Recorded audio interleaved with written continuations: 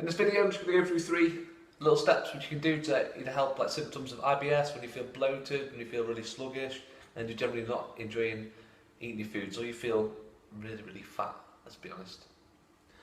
Elimination process is the first one. Let's get right into it. So this is the point of where you need to start. So you need to start by taking foods out.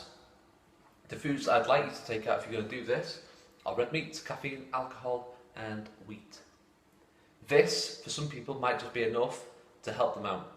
But what you don't want to do is to take them out and then put them straight back in and feel exactly the same. So you need to work through this, so hopefully we can start introducing them back in and help you feel a little bit better. If you know that certain foods really upset you, then take them out straight away. Like I said, just go 2 or 3 days and you'll know within that time whether it's actually helping you or not. So pretty simple elimination process. Take things out that I've said, or take things out that you know don't make you feel great. Once you've done this, you need to start doing this one. So log in your foods. This is really important. Some people won't do this just because they can't be arsed, and if you're feeling that bloated or really that unhappy with it, then you need to do this. Buy a booklet, write down how you feel 5-10 minutes before you eat, write down how you feel 5 or 10 minutes afterwards, and write down what you've had to eat. And then after like 3 days, you can have lots of information on different foods. So let's go for like a standard thing. I don't know, toast or porridge for breakfast. I've felt tired, felt a bit sluggish, you know, a bit tired still from waking up in the morning.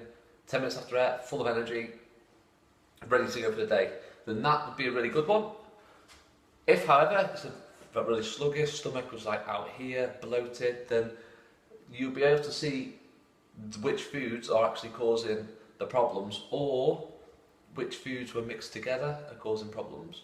So after like 3 or 4 days, you can have a lot of information where you can start seeing, okay, I felt really good before this, not so good afterwards. What was in it? Take certain things out. If that doesn't help, put them back in, take something else out, or scrap it completely and then try and add it back in. You need to just play around and experiment with different things and start noticing how you feel, because that's the only answer you're going to get. You can get medication for all this, and medication's not going to help because it's just going to mask it. As soon as you come off the meds, just have the same problems. However, if you put the work in now and start noticing how you feel and how external things like foods help you feel, then you're going to get much better results and feel better as well. The last point on here is stress. So inside your stomach, there's loads of internal organs.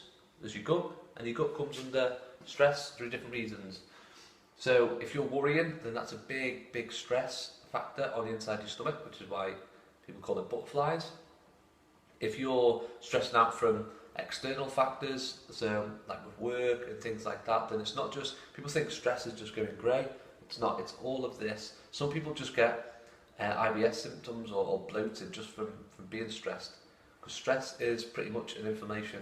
So if you imagine your gut comes under stress, then it's going to be inflamed, it's going to swell, the stomach's going to come out, and you're going to start feeling bloated.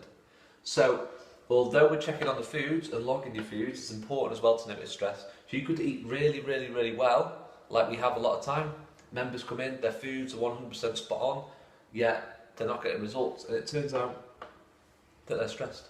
So it's just about ways of coping or managing the stress levels, which is going to help how you feel as well. One more other tip that I want to give you is just to take your time when you're eating. So time yourself when you eat, see how long it takes you to eat a meal. You'll be really surprised how long it takes. You probably just wolf it down. Take a good 5 to 10 minutes. Properly, I'd expect you to do it more than that, so if you can do it more than 10 minutes and drag it out, then that'd be better. It just gives your stomach a chance to digest things better and actually take qualities out of the foods. So there's, well, 4 things, let's have it. So elimination process, by taking things out at the start and find out exactly what upsets you. Log into the food, vital, important that you get this done. Get a book, notice how you feel, what you've ate, how you feel afterwards, and look over it and see what you've got. And stress. Notice if you are stressed, what is stressing you out, how you deal with stress, and find some coping strategies. This is pretty much IBS. So when you are bloated, that's a stress in itself. So it's not always, like I said, what people think about stress is when they've got things coming up or busy in work. Stress can be from the inside out as well. And the last one, just take your time while you're eating. So around 10 minutes to eat your meal. I'd be happy with that if you can start doing that. Put these in practice. Let me know how you feel. If you want any help, then I'll send you a link over and fill in the 3-day food recall for me, and it'll just be like this, and I'll check over your foods and see what you need help with. Cheers.